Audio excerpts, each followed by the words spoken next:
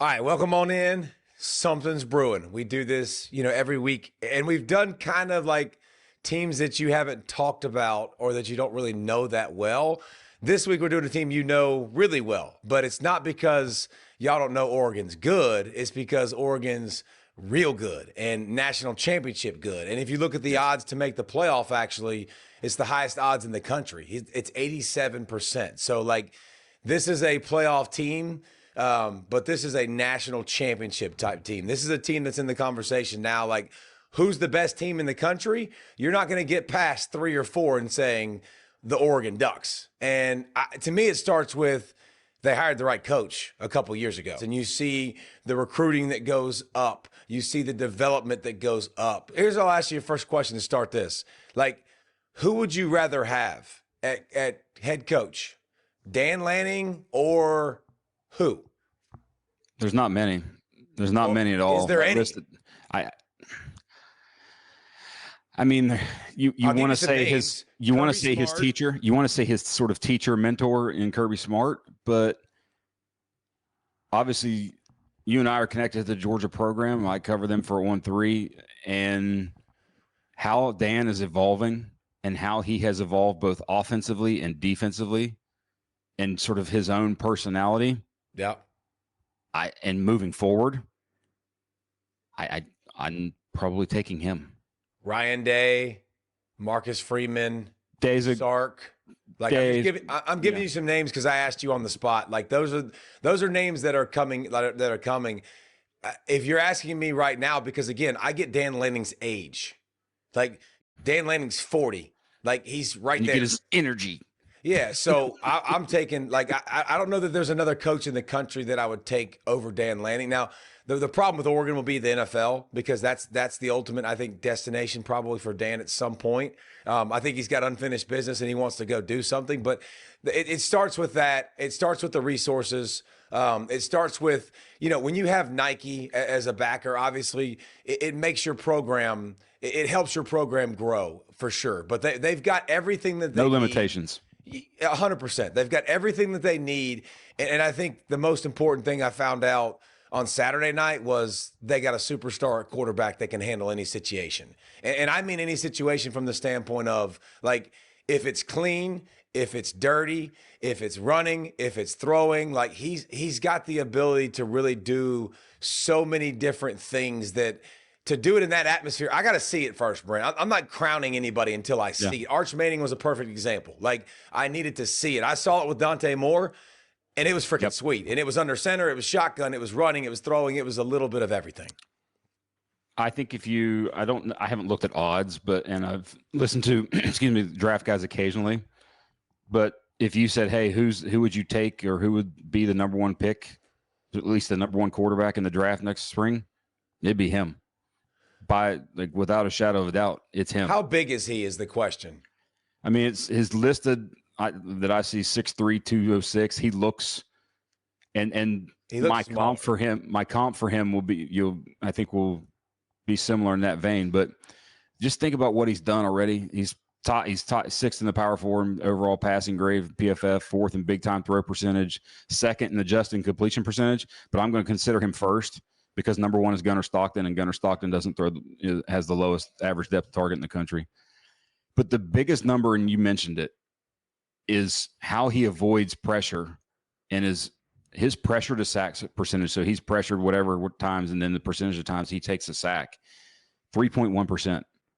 That's unheard of. He's one of the new cars that you drive down the road that has the sensors. Like, you're driving down the road and the sensor goes off here and you're like, ooh, okay, I go this way. Like, ooh, I go this way. Like, the feel is really, really good. And you see him get outside the pocket and jump and throw it real quick. And you see him, taking shots and throwing it. So you've seen a little bit of everything from him. I do. He looks smaller build. He looks slight of like he build. Could add 15 pounds. 100%, which is not a bad thing. But so far, man, he's flying all the time. And the interesting thing about Oregon is, if you really want to dig deep into them, and that's why we're doing this, like, there's youth everywhere. He's a sophomore. DeCorian Moore's a freshman. Like, well, he's a third-year sophomore. Yes, but he's still a sophomore. And then Hill Jr.'s a freshman.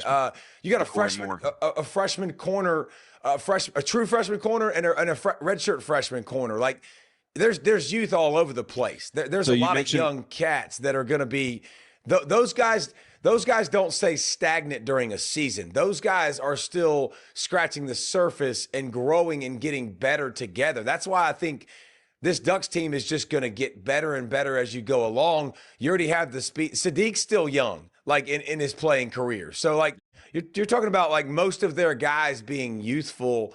They're still ballers and they're still good, but I just don't think they've scratched the surface of what they're going to be. And you mentioned we talked about him in the comparison to Kirby Smart earlier. That to me is the difference.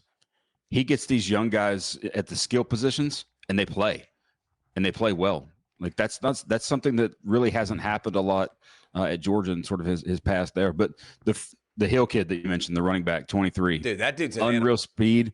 So unreal. You look at him and you see him and you touch the ball and he's their leading rusher. He's got 26 carries.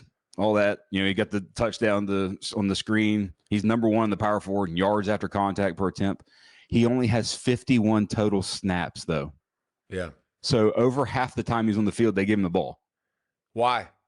I think because he's pretty good. No, because he's a freshman and they don't know how to block. Awesome. Well, I'm saying they don't know how to block. So you give him the rock. Like you don't ask him to do things that they can't do, and he averages 10 yards a carry. So. But that's great 11 coaching. of his 26 rushes have been for a first down. Like that's pretty great impressive. Coaching. Hey, young guy, when you're in there, you're going to do one thing. You're going to go get it and go with it. Like, you do what you not do. Overthink this. But the tackles. I think when you look at their offense, what's helped them is the two transfer tackles. Isaiah World, who from a skill set is a very draftable prospect from Nevada. And then Harkey at right tackle from Texas State. Those were two big transfers. You know what I saw about them, by the way? I saw an edge. Going back last night and watching the tape again, I like the nasty demeanor. Like, it's very hard nowadays. Now, and when I played back in the day, bro, like, you had a lot of nasty. They took pride in that. Like, you don't find that as much in college football.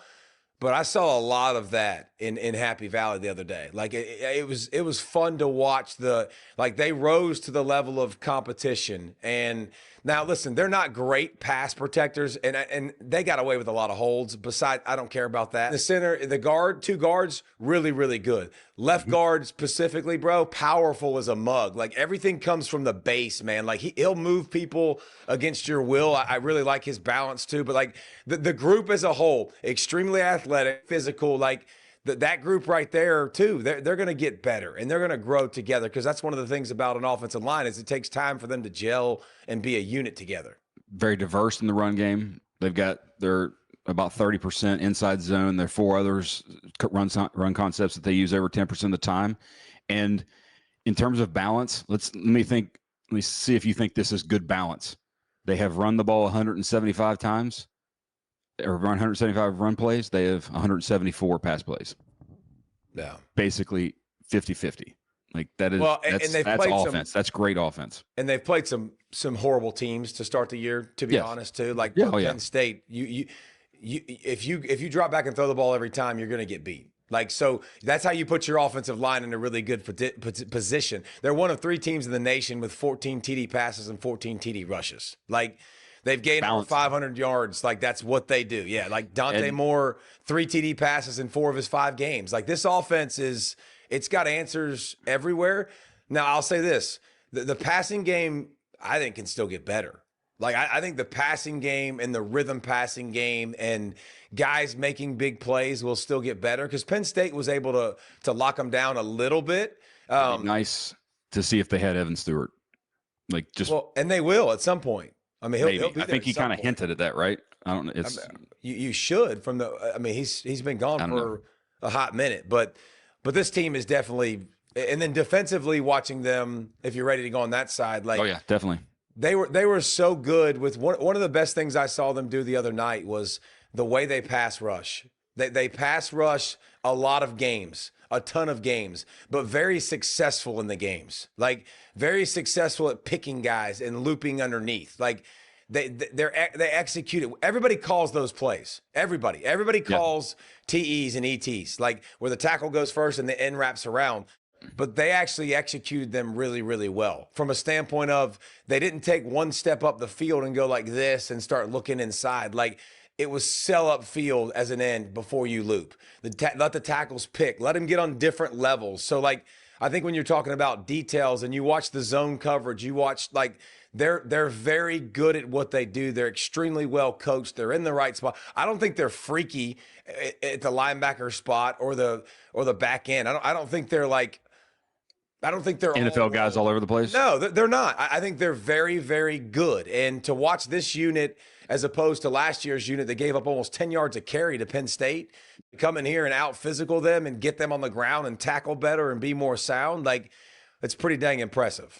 You can't have any weak link in especially in the secondary, and I think there's not that there.